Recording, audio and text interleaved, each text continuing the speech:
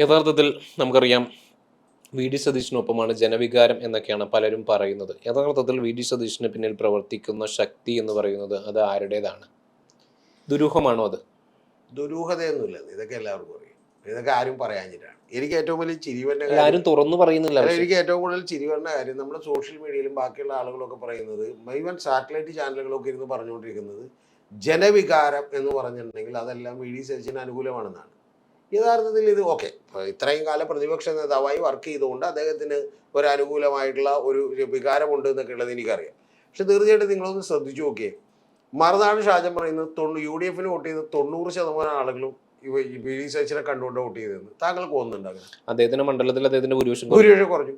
ഇനി രണ്ടാമത്തെ കാര്യം, ഇത് ആരെ ക്രിയേറ്റ് ചെയ്തതെന്ന് നിങ്ങൾ ശ്രദ്ധിച്ചിട്ടുണ്ടാവും. ഒന്ന് ഏഷ്യാനെറ്റ്, ഓക്കെ.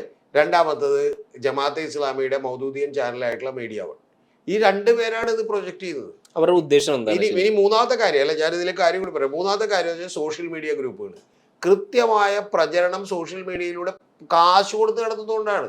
ഇനി അടുത്ത കാര്യം, എങ്ങനെയാണ് താങ്കൾ ഇപ്പൊ അതിന്റെ ഒരു പഞ്ച് ലൈൻ, ഒരു ക്യാപ്ഷൻ ഉണ്ടാക്കിയിട്ടുണ്ടല്ലോ, എന്താണ് അവര്? പടം നയിച്ചവൻ നാട് നയിക്കട്ടെ എന്നാണ്. ഈ പടം നയിച്ചവൻ നാട് നയിക്കട്ടെ എന്ന് ആരാ എഴുതിയത് എന്ന് പറഞ്ഞ്? ഏതെങ്കിലും ബൂത്ത് പ്രസിഡന്റോ അല്ലെങ്കിൽ മണ്ഡലം പ്രസിഡന്റോ ബ്ലോക്ക് പ്രസിഡന്റോ എഴുതിയാണോ? ഇത് കൃത്യമായി എന്ത് ചെയ്തേക്കണാണ്? ഇത് കൃത്യമായി വി ഡി സതീശൻ പെയ്ഡ് ആയിട്ട് കൊടുത്തേക്കുന്ന PR ഏജൻസികൾ നടത്തിയിട്ടുള്ള ഒരു പ്രചരണമാണ്. ആ പ്രചരണത്തിന്റെ പഞ്ച് ലൈനാണ്, ടാഗ് ലൈനാണിത്. ആ ടാഗ് ലൈൻ കൃത്യമായിട്ട് അവർ ചെയ്തുകൊണ്ടിരിക്കുകയാണ്. എല്ലാ സ്ഥലങ്ങളിലേക്കുള്ള ഫ്ലെക്സുകൾ എറണാകുളത്ത് നിന്ന് അടിച്ചു തന്നെയാണ് പോകുന്നത്. ആ എറണാകുളത്ത് അടിച്ചത് ഒരേപോലെയുള്ള ഒരേ രീതിയിലുള്ള ഫ്ലെക്സുകൾ കൊണ്ടിട്ട് വണ്ടിക്ക് ഇറക്കി കൊടുക്കുകയും നിങ്ങളോട് അവിടെ പ്രതിഷേധം സംഘടിപ്പിക്കാൻ പറയുകയും ചെയ്യാണ്. ഇത് ഞാൻ പറഞ്ഞ വി ഡി സതീശനെ കുറ്റപ്പെടുന്നൊന്നുമില്ല, എല്ലാവരും അങ്ങനെ തന്നെ ചെയ്യണത്. നാളെ രമേശ് ചെന്നിത്തല വിചാരിച്ചാലും ഇത് നടക്കും, ഇത് KC വേണുഗോപാൽ വിചാരിച്ചാലും ഇത് ഈസി ആയിട്ട് നടക്കും. മനസ്സിലായേ? ആ പണം കൊടുത്ത് കൃത്യമായിട്ട് ഇത് ചെയ്തിട്ട് തന്നെയാണ് ചെയ്തത്. ഇനി താങ്കൾക്ക് സംശയമുണ്ടെങ്കിൽ താങ്കൾ ഒരു കോൺഗ്രസ്സുകാരൊന്ന് ആത്മാർത്ഥമായിട്ട് താങ്കളോട് സംസാരിക്കുന്നു, ഉള്ളു തുറന്ന് സംസാരിക്കുന്ന ഒരുപാട് കോൺഗ്രസ്സുകാരെ അറിയിക്കുള്ളൂ, താങ്കളൊന്ന് അവരെ വിളിക്കൂ. ഈ തെരഞ്ഞെടുപ്പിന്, ഞാൻ പറഞ്ഞത് ബാക്കിയുള്ളതൊക്കെ പോട്ടെ, തെരഞ്ഞെടുപ്പിന് ഒരു ബൂത്ത് പ്രസിഡന്റ് വർക്ക് ചെയ്യണമെങ്കിൽ എന്ത് ചെയ്യണമെന്ന് അറിയും? കാശ് കൊടുക്കണം. അങ്ങനെ കാശ് കൊടുത്താൽ മാത്രം വർക്ക് ചെയ്യുന്ന ബൂത്ത് പ്രസിഡന്റ്മാരുള്ള ഈ കാലത്ത് ഇതെന്താണ്? അവരോരോരുത്തരും സ്വന്തം കയ്യിലെ കാശ് മുടക്കി മൈദയും മേടിച്ച് പോസ്റ്റർ ഒട്ടിക്കുമെന്ന് നിങ്ങൾക്ക് തോന്നണ്ട. ഇതൊക്കെ വെറും വേഷം കെട്ടാണ്, അല്ലാതെ ഇതിനകത്ത് അപ്പുറത്തും കാര്യമില്ല. ഓക്കെ, ഇത് ചെയ്യണം എന്നുള്ള അഭിപ്രായക്കാരനാട്ടെ. കാരണം നിങ്ങൾ നിങ്ങളുടേതായിട്ടുള്ള ഒരു ഇമേജ് ബിൽഡ് ചെയ്യാൻ ശ്രമിക്കുന്നതിന് തെറ്റൊന്നുമില്ല. ഞാൻ പറഞ്ഞാൽ ഞാൻ ഇതിനേക്കാളും ഭംഗിയായിട്ട് ചെയ്ത് കൊടുക്കും. സീരിയസ്ലി എൻ്റെ അടുത്ത് വന്നാൽ ഞാൻ ഇതിനേക്കാൾ ഭംഗിയായിട്ട് ചെയ്ത് കൊടുക്കും. പക്ഷേ കാശ കുറച്ചുകൂടി കൂടുതലായിരിക്കും അത് മാത്രം. മനസ്സിലായി? ഇപ്പൊ ചെയ്യുന്ന രീതികൾക്കൊക്കെ എനിക്ക് കുറെ കുഴപ്പങ്ങളുണ്ട്. കാരണം വെച്ചാൽ ഇത് കുറച്ചും കൂടി ഭംഗിയായിട്ട് എന്ത് ചെയ്യേണ്ടതാണ്. കാരണം വെച്ചാൽ ഇത് വളരെ എക്സ്പ്ലിസിറ്റ് ആയിപ്പോയി, പ്രകടമായിപ്പോയി. അങ്ങനെ പ്രകടമാകാതെ സോഷ്യൽ മീഡിയയിലൊക്കെ കുറച്ചുകൂടി ഭംഗിയായിട്ടും കൃത്യമായിട്ടും ചെയ്യേണ്ടതാണ്. ഇനി അടുത്തൊരു വാചകം താങ്കളോട്, ഒന്ന് ഏഷ്യാനെറ്റും ഒന്ന് രാജീവ് ചന്ദ്രശേഖരും. താങ്കൾ ചോദിച്ചു അതിന്റെ പിന്നിലുള്ള ഉദ്ദേശം എന്താണ്? ഉദ്ദേശം ഒറ്റ കാര്യമുള്ളൂ. വി ഡി സതീശൻ അദ്ദേഹം മോശക്കാരനാണെന്നൊന്നും ഞാൻ പറയില്ല. അദ്ദേഹം മിടുക്കനായിട്ടുള്ള ഒരാളാണ്, അത്യാവശ്യം നന്നായി ഹാർഡ് വർക്ക് ചെയ്യുന്ന ഒരാളാണ്, നിലപാടുകളുള്ള ഒരാളായിരുന്നു എന്നുള്ളതൊക്കെ സത്യമാണ്. പക്ഷെ അദ്ദേഹത്തിന് പോലും പറ്റിയ അബദ്ധം എന്ന് പറഞ്ഞാൽ അദ്ദേഹം ഇപ്പോൾ ഒരു ട്രാപ്പിലേക്ക് ഇത് വിട്ടേക്കാണ്. എന്താണ് ട്രാപ്പ് എന്ന് പറഞ്ഞാൽ, ജമാഅത്തെ ഇസ്ലാമിയുടെയും അതുപോലെ തന്നെ മുസ്ലിം ലീഗിന്റെയും ഒക്കെ ഒരു കാൻഡിഡേറ്റ് ആയി അദ്ദേഹം മാറി. ഇത് സത്യത്തിൽ ഈ വി ഡി സതീശനെ എടുത്ത് അവിടെ വെച്ചിട്ടുണ്ടെങ്കിൽ ഒരു വലിയ പ്രധാനപ്പെട്ട ഗുണമുണ്ട് മുഖ്യമന്ത്രിയൊക്കെ. എന്താണ് ഗുണമെന്ന് താങ്കൾക്കറിയോ? ഇതൊന്നും ആരും പറയണില്ല. എന്താ ഗുണമെന്ന് അറിയോ താങ്കൾക്ക്? വി ഡി സതീശൻ മുഖ്യമന്ത്രിയായാലും എന്താ സംഭവിക്കുക? മുസ്ലിം ലീഗിന്റെ കുറച്ചുകൂടി മുസ്ലിം ലീഗിന് വലിയ പ്രാധാന്യം കിട്ടും. എന്താ കാര്യം? വി ഡി സതീശന് കോൺഗ്രസിനകത്ത് അത്രയും പിടിയില്ല. KC വേണുഗോപാലാണ് മുഖ്യമന്ത്രിയായിട്ടുണ്ടെങ്കിൽ പിന്നെ മുസ്ലിം ലീഗിന്റെ ആവശ്യമില്ല. എന്താ കാര്യം? 63 സീറ്റുണ്ട് കോൺഗ്രസിന്. മനസ്സിലായോ? 7 സീറ്റും കൂടി ജോസഫ് ഗ്രൂപ്പിനെ കൂടി കൂട്ടിയാൽ ഭൂരിപക്ഷമായി. പിന്നെ ഞാൻ പറയണത് മുസ്ലിം ലീഗ് ഓക്കെ വേണ്ടെന്നല്ല, മുസ്ലിം ലീഗിനോട് മര്യാദക്ക് പെരുമാറും, മുസ്ലിം ലീഗ് നന്നായി തന്നെ ട്രീറ്റ് ചെയ്യും. പക്ഷെ അതിനും അപ്പുറത്തുള്ള ഒരു സ്വാധീനത്തിലേക്ക്. അതേസമയം നിങ്ങൾ അറിയേണ്ടത് രണ്ട് കാര്യങ്ങളുണ്ട്. ഒന്ന് വി ഡി സതീശനാണ് മുഖ്യമന്ത്രിയെങ്കിൽ സ്വാഭാവികമായിട്ടും കോൺഗ്രസിനകത്തോ വി ഡി സതീശന് പിടിയില്ല. പിന്നെ വി ഡി സതീശന് ആരുടെ പിന്തുണ വേണം? ഘടകകക്ഷികളുടെ പിന്തുണ വേണം. അതിലെ ഘടകകക്ഷികളുടെ പിന്തുണ വേണം. ആ ഘടകകക്ഷികളുടെ ഏറ്റവും വലിയ പിന്തുണ ആരുടെ വേണം? മുസ്ലിം ലീഗിന്റെ പിന്തുണ വേണം. അപ്പൊ മുസ്ലിം ലീഗിന്റെ പിന്തുണയോടുകൂടി നിൽക്കാൻ പറ്റുമോ എന്നുള്ള കാര്യം ഉണ്ടാവുന്നു. ഒന്ന്. രണ്ടാമത്തെ ആരാണ്? മൗദൂദിയൻ ആയിട്ടുള്ള ആളുകൾക്ക് ഈ പറയുന്ന പോലെ ജമാഅത്തെ ഇസ്ലാമിക്ക് അവരുടെ ചാനലുകൾക്കെല്ലാം തന്നെ വി ഡി സതീശനാകണം. എന്തുകൊണ്ടാണ്? വി ഡി സതീശൻ മറ്റേ വെള്ളാപ്പള്ളി നടേശനെതിരെയും അതുപോലെ മറ്റാളുകൾക്കെതിരെയും കുറെ കൂടി ശക്തമായ നിലപാടുകൾ ഞാൻ വിചാരിക്കുന്ന ഒരു ഓവറായി എടുത്തുപോയ ഒരാളാണ്. ഓക്കെ, അദ്ദേഹം പറയേണ്ട കാര്യം തന്നെ പറഞ്ഞു. പക്ഷെ പറയേണ്ട കാര്യം ഭംഗിയായിട്ട് മര്യാദക്കൊക്കെ തന്നെയാണ് പറഞ്ഞത്. പക്ഷെ പ്രധാനപ്പെട്ട ഒരു കാര്യം, അത്തരത്തിൽ നിലപാടെടുത്ത ഒരാളാണ്. അപ്പൊ അവർക്കും ഇത് ഗുണമാണ്. ഇനി തുറന്ന് താങ്കളോട് പറഞ്ഞാൽ BJP-ക്കും RSS സംഘപരിവാറിനും ഇത് കൊണ്ട് ഗുണമുണ്ട്. കാരണം എന്താണ്? കാരണം മറ്റുള്ളവരോട് ഇത് കഴിഞ്ഞ തവണ 2 സീറ്റുമായിട്ട് ഉമ്മൻചാണ്ടി അധികാരത്തിലിരുന്നപ്പോ എന്താണ് സംഭവിച്ചതെന്നൊക്കെ ഈ നാട്ടിലെ എല്ലാവരും ഞാൻ പറയുന്നില്ല. ഇപ്പൊ അതൊക്കെ 5ാം മന്ത്രി സ്ഥാനം വരെ താക്കോൽ സ്ഥാനം എന്ത് ചെയ്യണം, NSS കൊടുക്കണം എന്ന് പറഞ്ഞാൽ മത പ്രീണനം നടത്തുന്ന ആളുകളായിരിക്കും ഭരിക്കുക എന്ന് പറയുന്ന ഒരു കാര്യമുണ്ട്. അപ്പൊ അത്തരം കാര്യങ്ങളിലൊക്കെ തന്നെ ഇത് VD സതീശന് ചാപ്പ കുത്താൻ മറ്റവരെ സഹായിക്കും. അതായത് ആരുടെ മുഖ്യമന്ത്രിയാണ്? ഇത് മുസ്ലിം ലീഗിന്റെ മുഖ്യമന്ത്രിയാണ്, ഇത് ഈ പറയുന്ന പോലെ ജമാഅത്തെ ഇസ്ലാമിയുടെ മുഖ്യമന്ത്രിയാണ്. പ്ലസ് നിങ്ങൾ വിചാരിക്കുന്നുണ്ടോ ഇദ്ദേഹം തന്നെ ഈ പറയുന്ന പോലെ ഇവര് തന്നെ പുറത്തേക്ക് വിട്ടിട്ടുള്ള ഒരു കാര്യം എന്ന് പറഞ്ഞാൽ VD സതീശൻ എന്ത് ചെയ്യുന്നു, ഖുറാനിൽ എഴുതി വെച്ചിട്ടുണ്ട് മതം, അതായത് ഈ നമ്മുടെ ശാസ്ത്രജ്ഞന്മാരൊന്നും അല്ല കണ്ടുപിടിച്ചത്, കണ്ടുപിടിച്ചത് ഭൂമി ഉരുണ്ടതാണെന്ന് കണ്ടുപിടിച്ചത് ഇവരാണ് എന്ന് പറയുന്ന വാചകം ഉണ്ടാവുന്നു. ഇത്രയും കാര്യങ്ങൾ കൊണ്ടിട്ട് RSS ഒക്കെ ശരിക്കും തുള്ളിച്ചാടുകയാണ്. കാരണം എന്താ, VD സതീശൻ അങ്ങനെ മുഖ്യമന്ത്രി ആയി കിട്ടിയാൽ പിന്നെ നാളെ മുതൽ ഈ പ്രചരണം തുടങ്ങാം. ഇപ്പൊ പ്രതീക്ഷ വിശ്വനാഥൻ അതിനു മുമ്പ് തന്നെ പ്രചരണം തുടങ്ങി കഴിഞ്ഞു. അതായത് UDF ഇനി ആര് ഭരിച്ചാലും ഈ പ്രചരണം വരും. ഞാൻ പറയുന്നത് KC വേണുഗോപാൽ ഭരിച്ചാലും രമേശ് ചെന്നിത്തല ഭരിച്ചാലും ബാക്കിയുള്ളവർ ഭരിച്ചാലും ഈ പ്രചരണം വരും. പക്ഷേ ഈ പ്രചരണം ഏറ്റവും എഫക്റ്റീവായി നടപ്പാക്കാൻ പറ്റിയ ആര് ഭരിച്ചാലാണ്? VD സതീശൻ ഭരിച്ചാലാണ്. ആ സമയം രമേശ് ചെന്നിത്തല ഭരിച്ചിട്ടുണ്ടെങ്കിൽ NSS-ന്റെ ആണോ എന്നൊരു സംശയം തോന്നും ആളുകൾക്ക്. മനസ്സിലായി. ഈ വെള്ളാപ്പള്ളി നടേശന് സപ്പോർട്ട് ഉണ്ടല്ലോ എന്ന് ആളുകൾക്ക് തോന്നും. അതേസമയം VD സതീശനാണെങ്കിൽ അങ്ങനെ പോലും തോന്നുന്നില്ല. കാരണം ഇവരെല്ലാവരും എതിരാണ്. സ്വാഭാവികമായിട്ടും BJP-ക്ക് വലിയ സന്തോഷം, മറ്റവർക്ക് സന്തോഷം. ആർക്ക്? മൗദൂദിസ്റ്റ് ഈ പറഞ്ഞ പോലെ പൊളിറ്റിക്കൽ ഇസ്ലാമിന് വലിയ സന്തോഷം. കാരണം എന്താ, ഞങ്ങൾക്കും വളരെ, കാരണം അപ്പൊ അപ്പുറത്തുള്ള ആക്രമണം കൂടുമ്പോഴല്ലേ ഇപ്പുറത്തൊന്നും എന്ത് ചെയ്യാൻ പറ്റുള്ളൂ, കൺസോൾട്ടേഷൻ കൂടുതൽ. അതായത് സാധാരണക്കാരായിട്ടുള്ള പാവപ്പെട്ട സാധാരണക്കാരായ മുസ്ലിം വിചാരിക്കും ശരിയാണല്ലോ, നമുക്ക് ഇങ്ങനെ ജീവിക്കാൻ പറ്റില്ല, നമ്മളെ കുറിച്ച് വെള്ളാപ്പള്ളി കുറ്റം പറയുന്നുണ്ട്, ബാക്കിയുള്ളവർ കുറ്റം പറയുന്നുണ്ട്, മുഖ്യമന്ത്രി പറയുന്നുണ്ട്, അതിലൊന്നും മിണ്ടുന്നില്ല എന്ന് പറയുമ്പോൾ സ്വാഭാവികമായിട്ടും എന്ത് ചെയ്യാം, ഇപ്പുറത്തും കൺസോൾട്ടേഷൻ ഉണ്ടാകും. അപ്പൊ അങ്ങനെ ആളെ കൂട്ടാനുള്ള പരിശ്രമമാണ് നടക്കുന്നത്. ആ പരിശ്രമത്തിന്റെ ഭാഗമായിട്ടാണ് സതീശൻ ചെന്ന് വിട്ടേക്കുന്ന ഒരു അവസ്ഥയാണത്. ഇനി ഈ മുസ്ലിം കൺസോൾട്ടേഷൻ സതീശൻ അറിയാത്തൊരു കാര്യമല്ല.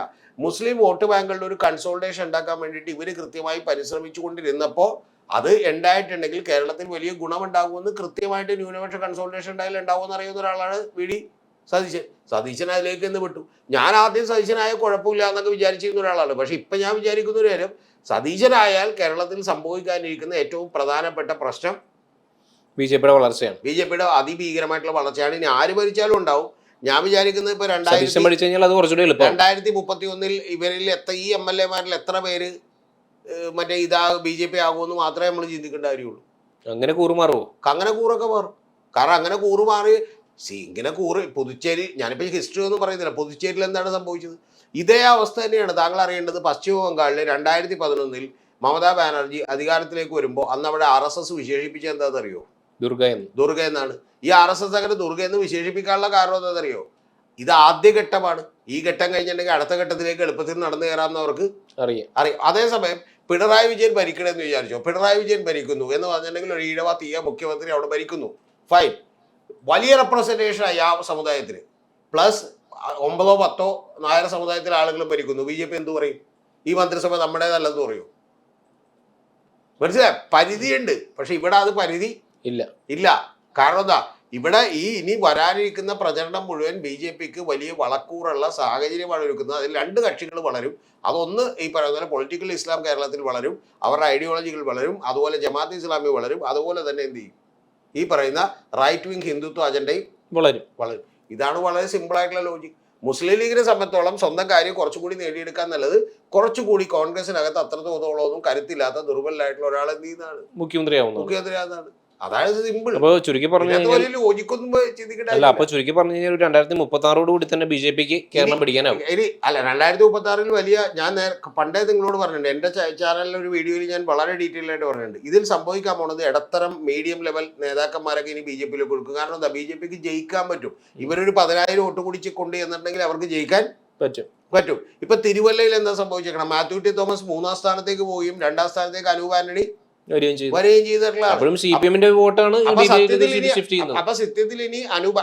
CPM-ന്റെ വോട്ടാണ് ഷിഫ്റ്റ് ചെയ്യണമെന്ന് പറഞ്ഞില്ലേ? ഈ പറയണതിനൊരു ചെറിയ തെറ്റുണ്ട്. കാരണം CPM-ന്റെ വോട്ട് ഈ തെരഞ്ഞെടുപ്പ് മാത്രം നോക്കിയാലാണ്. നമ്മൾ കഴിഞ്ഞ 5 or 10 തെരഞ്ഞെടുപ്പുകൾ, ഞാനിപ്പോ ഇന്നലെ അങ്ങോട്ട് വീഡിയോ ചെയ്തേ ഉള്ളൂ, 5 or 10 തെരഞ്ഞെടുപ്പുകൾ എടുത്തു വെച്ചിട്ടുണ്ടെങ്കിൽ ഇതിന്റെ 40% അല്ലെങ്കിൽ 50% അല്ലെങ്കിൽ ഫസ്റ്റ് ഷിഫ്റ്റ് ചെയ്തത് കോൺഗ്രസ്. ഞാൻ പറഞ്ഞോട്ടെ, 70-80% ആരുടെ വോട്ട് ഷിഫ്റ്റ് ചെയ്യും? ആദ്യം കോൺഗ്രസിന്റെയും പിന്നെ പിന്നെ ഒരു 10-15% വോട്ട് CPM-ന്റെയും ഷിഫ്റ്റ്. അതിന്റെ അടുത്ത സ്റ്റേജിൽ വീണ്ടും ഷിഫ്റ്റ് അല്ല, ഷിഫ്റ്റ് ചെയ്തോട്ടെ. ആ ഷിഫ്റ്റ് അതാ അത്രയും നാൾ ഒരു പിടിച്ചു എന്നുള്ളത് ഞാൻ പറഞ്ഞു വന്നത്. അപ്പൊ അങ്ങനെ ഷിഫ്റ്റ് ചെയ്യിക്കാനുള്ള ഒരു പരിശ്രമമാണ്. അതായത് നിങ്ങളൊരു മതേതര നിലപാടുള്ള ആളെപ്പോലും ഈ അടുത്ത 5 കൊല്ലം കൊണ്ട് വളരെ കൃത്യമായി ഏതെങ്കിലും ഒരു സൈഡിലേക്ക് മാറി ചിന്തിപ്പിക്കാനുള്ള വരും. അതായത് നമ്മളിപ്പോ നാളെ നമ്മള് ജനനം കൊണ്ട് തന്നെ ഒരു മതത്തിലോ ഒരു ജാതിയിലോ ജനിച്ചു പോയി എന്നുള്ളത് കൊണ്ട് തന്നെ വേറൊരാളുടെ ശത്രുവായി മാറിയാൽ പിന്നെ നമ്മുടെ മുമ്പിൽ ഒറ്റ ഓപ്ഷൻ ഉള്ളൂ, എന്ത് ചെയ്യണം? നമ്മൾ ഈ മതത്തിലുള്ള ആളുകളോട് ചേർന്ന് നിൽക്കണം, അല്ലെങ്കിൽ ജീവിക്കാൻ പറ്റില്ല. ഇടിയിട്ടു എന്ന് മനസ്സിലായി ആരും എന്ത് ചെയ്യില്ലേ, ചേർന്ന് ആ ലെവലിലേക്ക് പതുക്കെ പതുക്കെ എന്ത് ചെയ്യുക, കേരളത്തെ എത്തിക്കുക എന്നുള്ള തന്ത്രത്തിന് കുറച്ചും കൂടി ആക്കം കൂട്ടും. എന്ത് ചെയ്തിട്ടുണ്ടെങ്കിൽ സതീശനോട് വ്യക്തിപരമായി നമുക്കൊരു വിരോധമില്ല. പിന്നെ അദ്ദേഹവും ഇങ്ങനെ വളരെ മോശപ്പെട്ട ആളാണെന്നൊന്നും ഞാൻ വിചാരിക്കുന്നില്ല. പക്ഷെ ഒറ്റ കാര്യമുള്ളൂ, ഈ കാര്യത്തിൽ അദ്ദേഹത്തിന് താൽക്കാലികമായി നേട്ടമുണ്ടാക്കാൻ സഹായിച്ചതാണ്. ഇപ്പം തന്നെ VD സതീശന് അവിടെ സ്വീകരണം ഒരുക്കിയിട്ടുണ്ട് ഡൽഹിയിൽ. ആരാണെന്ന് നിങ്ങൾക്കറിയോ? MSF-കാരാണ്, മുസ്ലിം ലീഗുകാരാണ്. അത് മാത്രമല്ല അവര് പ്രകടനം നടത്തുന്നു. മുസ്ലിം ലീഗുകാരുടെ NSCയുടെ ബൈറ്റ് ഉണ്ട്, അവരല്ല പറയണത്. ഇനി അടുത്ത വിഷയം എന്താ? അടുത്ത വിഷയം എന്ന് പറഞ്ഞാൽ പാവം പിടിച്ച മറ്റേ സണ്ണി ജോസഫ് അപ്പുറത്തുകൂടി പോകുമ്പോൾ ഒരു കൂവാണ്. ഒന്ന് ആലോചിക്കണേ, NSI ആണ് അവിടെ പ്രകടനം നടത്തിയിരിക്കുന്നത്. ഡൽഹിയിൽ ആളുകൾ എന്ന് പ്രകടനം നടത്തുമെങ്കിൽ ആ പ്രകടനം VD സതീശന് അനുകൂലമായി നടത്തുമ്പോൾ തൊട്ടടുത്ത ആളെ എന്ത് ചെയ്യാണ്? കൂവാണ്. എന്തിനു വേണ്ടി? അതുകൊണ്ട് നമ്മുടെ തൊട്ടടുത്ത ആളെന്ന് സണ്ണി ജോസഫിനെയും രതീഷ് ചക്രവാണിയും കൂവിയെ കുഴപ്പമില്ല, KPCC പ്രസിഡന്റിനെ കൂവാണ്. എന്നിട്ട് ഞാൻ കോൺഗ്രസ്സുകാരനാന്ന് പറയുന്നതിൽ യഥാർത്ഥമുള്ളത്. അപ്പൊ അത് ഓക്കെ, ഇനി KPCC പ്രസിഡന്റ് വേറെ ഏതെങ്കിലും ഗ്രൂപ്പിന്റെ ആളാണെങ്കിൽ നമുക്ക് കൂവാന്ന് വിചാരിക്കും, അങ്ങനെയൊക്കെ ഉണ്ടായിട്ടുണ്ട്. പക്ഷെ ഇത് അതുപോലും അല്ലല്ലോ. വളരെ സോഫ്റ്റായി സംസാരിക്കുന്ന, വളരെ സോബറായ ആളുകളോട് ഇടപെടുന്ന ഒരാളാണ് എന്ത്, സണ്ണി ജോസഫ്. പുള്ളി ഇപ്പൊ പോലും പുള്ളിയുടെ പേര് പുറത്തേക്ക് വന്നാൽ പുള്ളി പറഞ്ഞു, ഞാൻ ഒരാളുടെ പേര് പറഞ്ഞിട്ടില്ല, ഞാൻ നിഷ്പക്ഷമായിട്ടാണ് ചിന്തിക്കുന്നത്. പിന്നെ പുള്ളിനെ കൂണ്ട ആവശ്യമൊന്നിരിക്കും. അപ്പൊ അതുകൊണ്ട് നിങ്ങൾ അറിയേണ്ടത്, ഇത് വലിയ തോതിലുള്ള ഒരു ചേണിങ് ഈ വോട്ട് ബാങ്കുകളിൽ ഉണ്ടാക്കാൻ സഹായിക്കാൻ പോകുന്ന ഒരു നിലപാടാണിത്. പിന്നെ ഒരു കാര്യം ഞാൻ പറയാം, ഇതൊക്കെ ശരിയായിക്കോട്ടെ, ഇതൊക്കെ നടന്നോട്ടെ, ഇതൊക്കെ രാഷ്ട്രീയത്തിൽ നടക്കും, നമുക്ക് പരിമിതവുമില്ല. പക്ഷെ ഈ നാട്ടുകാരെ പൊട്ടറാക്കരുത്. അതായത് ഇതൊക്കെ ഏതാണ്ട് ഭയങ്കരമായി ജനവികാരത്തിന് തള്ളിച്ചയിൽ കണ്ണേ കരളെ VSA എന്ന് വിളിച്ചപ്പോൾ 8:30 പ്രഖ്യാപനം വന്നു, 9 മണിക്കൂർ പ്രകടനം നടന്നു. അതിന്റെ പിന്നിലും ഒരു ഓർഗനൈസ്ഡ് ആയിട്ടുള്ള അറ്റംപ്റ്റ് ഒക്കെ ഉണ്ടായിരുന്നു, ഇല്ലെന്നൊന്നുമില്ല. പക്ഷെ പ്രധാനപ്പെട്ട ഒരു കാര്യം, അതിൽ പങ്കെടുത്ത ആളുകൾ പോണതിന് കാശ് ചോദിച്ചിട്ടില്ല. ഏത് മണ്ണെണ്ണയുടെ കാശും മറ്റേ തുണിയുടെ കാശും എന്ത് ചോദിച്ചിട്ടില്ല. ഇത് അതുപോലും അല്ല. CPM-ന്റെ ആളുകൾ ഇന്നും പ്രവർത്തനം നടത്തുമ്പോൾ അവരെന്ത് ചെയ്യും? മൈദയെങ്കിലും 50 രൂപ മേടിച്ചിട്ട് പോസ്റ്റർ എന്ത് ചെയ്യും? പൊട്ടിക്കും. ഇത് കോൺഗ്രസിനെ കുറിച്ച് ഈ ജയിച്ചിട്ടുള്ള ഏതെങ്കിലും MLA-മാരോട് താങ്കളൊന്ന് ചോദിച്ചു നോക്ക്, ബൂത്തുകളിൽ എത്ര കാശ് കൊടുത്തിട്ടുണ്ടാവും. പക്ഷേ അപ്പൊ അതുകൊണ്ട് ഇതൊക്കെ കേട്ടിട്ട് നമുക്ക് ചിരിയാണ് പറ്റുക. അത് ഭയങ്കരമായി ഇനി ഞാൻ വേറൊരു കാര്യം കൂടി താങ്കളോട് പറയാം. അത് താങ്കൾ എഴുതി വെച്ചോ, ഇതിപ്പോ നോട്ട് ചെയ്തോ. നമ്മൾ രണ്ടുപേരും ജീവിച്ചിരിക്കുന്നുണ്ടെങ്കിൽ മുഖ്യമന്ത്രി തീരുമാനിച്ച് ഒരാഴ്ച കഴിയട്ടെ, ഈ കേരളത്തിൽ ഒരു പ്രതിഷേധവും ഒരു കാര്യവും എന്ത് ചെയ്യൂല, ഉണ്ടാവില്ല. അപ്പൊ ഇതൊക്കെ വളരെ കൃത്യമായ ഒരു ആസൂത്രണം നടത്തുന്നതാണ്. പിന്നെ പ്രകടനം, ഈ പ്രകടനമൊക്കെ ആർക്കും നടത്താന്നേ. PFI-ക്കാര് എത്ര പേരുടെ പ്രകടനം ആലപ്പുഴ എടുത്തിരുന്ന താങ്കൾക്ക് ഓർമ്മയുണ്ട? ആയിരക്കണക്കിന് ആളുകളാണ് അതിനകത്ത് എന്ത് ചെയ്ത്, 1,00,000 പേര് എന്ത് ചെയ്ത് പങ്കെടുത്തു. അല്ലെ ആലപ്പുഴയിൽ ഓക്കെ. ഇനി അതിന് തൊട്ടു മുമ്പ് താങ്കളറിയുടെ കോഴിക്കോട് നടത്തി പ്രകടനം കരകവിഞ്ഞൊഴുകയായിരുന്നു അവിടെ. എവിടെ പോയി? പ്രകടനമൊക്കെ നടത്താനായിട്ട് ഇവിടുത്തെ ഒരു ഇർക്കിൽ പാർട്ടി വിചാരിച്ചാലും 150-500 ആള് 1000 പേരൊക്കെ എന്ത് ചെയ്യാൻ പറ്റും, പ്രകടനം നടത്താൻ പറ്റും, കൂട്ടാൻ പറ്റും. എനിക്കറിയില്ല. അപ്പൊ അതുകൊണ്ട് ഈ പറയുന്ന വെറുതെ ജനത്തിന്റെ പുറകെ ഇത് 90% ജനങ്ങൾ എന്നൊക്കെ തള്ളരുത് എന്ന് മാത്രമേ എനിക്ക് പ്രിയപ്പെട്ട വാർത്തക്കാരോട് പറയാനുള്ളൂ. നിങ്ങൾക്ക് താല്പര്യം ഉണ്ടാവും, പക്ഷെ ഞങ്ങൾ മുഴുവൻ പൊട്ടന്മാരാണെന്ന് വിചാരിച്ച് നിങ്ങൾ ഇതുപോലെ തള്ളിക്കൊണ്ടിരിക്കരുത്. ജനവികാരം എന്ന് പറയുന്ന ഒരാൾക്ക് അനുകൂലമാണ്. ഞാൻ 100% എഴുതി വെച്ചാലേട്ടാ, ഈ മുഖ്യമന്ത്രി ഒന്ന് പ്രഖ്യാപിച്ചു നോക്കട്ടെ. പ്രഖ്യാപിച്ചു കഴിഞ്ഞിട്ടുണ്ടെങ്കിൽ ജനവികാരം എന്തുണ്ടാവുമെന്ന് ചില ബുദ്ധിജീവികളായിട്ടുള്ള ആളുകളൊക്കെ തള്ളുന്നുണ്ട്. വേറെ ആരെങ്കിലും KC വേണുഗോപാൽ പ്രഖ്യാപിച്ചാൽ കേരളം കത്തും. എവിടെ കത്താൻ? എനിക്ക് ചിരി വന്നതെന്താ വെച്ചാൽ ഈ ബുൾജെറ്റ് പ്രദേശിനെ അറസ്റ്റ് ചെയ്ത്, ഈ ബുൾജെറ്റ് പ്രദേശിന് ഓർമ്മയുണ്ട? അവരെ അറസ്റ്റ് ചെയ്തപ്പോഴത്തേക്കെന്ന് പറഞ്ഞാൽ അവര് പറയണേ, ഞാൻ മാധ്യമക്കാരനാണ്, ഞാൻ എന്ത് ചെയ്യും? അവന്റെ വീഡിയോ കണ്ട് ഞാൻ അന്നാണ് വീഡിയോ എടുത്ത് കാണുന്ന. ഒരു വീഡിയോയുടെ എപ്പിസോഡ് ഇതാണ്. അത് ചാണാക്കുഴി ചാടുന്നു, എന്നിട്ട് എന്ത് ചെയ്തു, ഇവനെ ഒരു സാറ് എന്ന് കുളിപ്പിക്കുന്നു.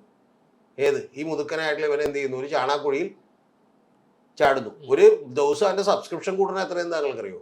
1500-2000 സബ്സ്ക്രിപ്ഷൻ ആണ് പെർ ഡേ കൂടുന്നത്. അതുപോലെ റീച്ചുള്ള ഒരാളാണ്. എന്നിട്ട് ഇവർ രണ്ടുപേരുടെ കണ്ടന്റ് ഇതാണ്. ഇവർ രണ്ടുപേരും ചാണാക്കുഴിയിൽ ചാടുന്നു, എന്നിട്ട് ചൊറിയുന്നു എന്ന് പറയുന്നു. അപ്പൊ സാറ് കുളിപ്പിക്കുന്നു. മനസ്സിലായി? ഇതാണ് കണ്ടന്റ്. എനിക്കത് കണ്ടുവെക്കാൻ പോലും തോന്നിയില്ല. അവൻ നിന്നിട്ട് പറയണത് കേരളം കത്തുവെന്ന്. എന്നിട്ട് 9ാം ക്ലാസ്സിൽ ഒരു കൊച്ചി അവനെ അറസ്റ്റ് ചെയ്തപ്പോഴത്തേക്കും ഒരു വീഡിയോ ഇട്ടായിരുന്നു, കേരളം കത്തും നിനക്കൊന്നും അറിയാൻ പാടില്ലാന്ന്. പോലീസ് സ്റ്റേഷനിൽ വിളിച്ചു വരുത്തി അച്ഛനും അമ്മയായിട്ട്. അപ്പോൾ ആ സൈഡിൽ നിന്ന് കരയുണ്ടായി, പാവം പോയിക്കോളാൻ പറഞ്ഞു. കേരളം കത്തിക്കരുത്, പോയിക്കോന്ന് പറഞ്ഞു. എവിടെ കേരളം കത്തുമെന്നാണ് ഇപ്പോൾ. ഈ കേരളത്തിൽ ഞാൻ താങ്കളോട് പറയാം, അങ്ങേയറ്റം സ്വാർത്ഥരായിട്ടുള്ള ആളുകളാണ്. നമുക്ക് കുഴപ്പമുണ്ടാകുന്ന ഒരു പരിപാടിക്ക് നമ്മൾ പെട്ടെന്ന് ഇറങ്ങി തിരിക്കില്ല. അതുകൊണ്ടാണ് കലാപമൊക്കെ കുറച്ച് വൈകി ഉണ്ടാവുക. ശരിയാ, ഇടി കിട്ടും എന്ന് പറയുന്ന ഒരു കാര്യത്തിൽ നമ്മൾ പെട്ടെന്ന് ഇറങ്ങിത്തിരിക്കില്ല. സോഷ്യൽ മീഡിയയിലൊക്കെ നമ്മൾ കമന്റ് ഇടും, ഇടാ മറ്റവരെ ചെറിയോ അത് ഈ വാക്കുകൊണ്ട് നമ്മൾ പരസ്പരം വലിയ രീതിയിൽ പ്രവൃത്തി കൊണ്ട് നമ്മൾ എന്ത് ചെയ്യില്ല. കാരണം നമുക്ക് നഷ്ടപ്പെടാൻ ഒരുപാടുണ്ട്. നാളെ നിങ്ങൾ അറിയേണ്ടത് വളരെ സാധാരണക്കാരായിട്ടുള്ള ആളുകളുണ്ട്. ഇപ്പൊ ആദിവാസി ഗോത്ര സമൂഹം അല്ലെങ്കിൽ അതുപോലെയുള്ള ആളുകൾ, ഇപ്പൊ കുക്കി മേത്തി അവിടെ എന്തുകൂടെ പ്രശ്നം നടക്കുന്നത്, കുക്കികൾക്കൊന്നും നഷ്ടപ്പെടാനില്ല. അവരുടെ ജീവിത രീതി കണ്ടാൽ തന്നെ നമ്മൾ ഞെട്ടിപ്പോകും. നമുക്ക് അങ്ങനെ ഒരു ജീവിത രീതി ഒരിക്കലും ഉണ്ടാവില്ല. അതായത് നമ്മളൊരു 50 കുടുംബാംഗങ്ങൾ ഒരു എന്ത് ചെയ്യുന്നു, ഷെഡ് അടിച്ച് ഒരു സ്ഥലത്ത് താമസിക്കുന്നു.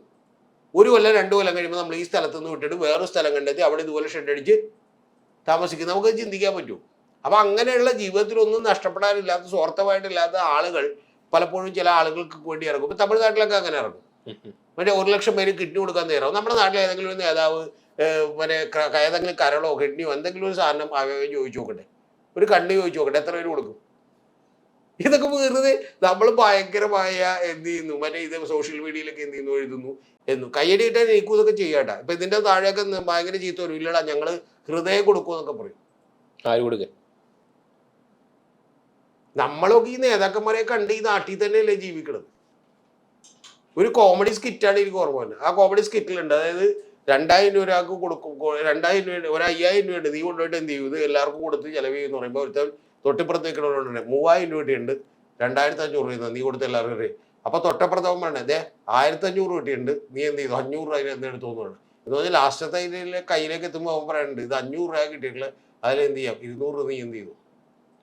ഇതാണ് നമ്മുടെ നാട്. നമുക്ക് നഷ്ടപ്പെടാൻ ഒരുപാടുണ്ട്.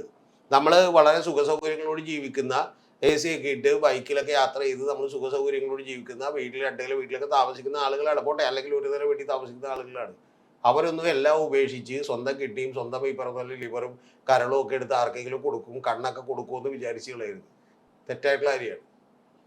പ്രകടനമൊക്കെ നടത്തും, അതിനപ്പുറത്തേക്കൊന്നും എന്ത് ചെയ്യൂല, നടക്കാൻ പോകുന്നില്ല.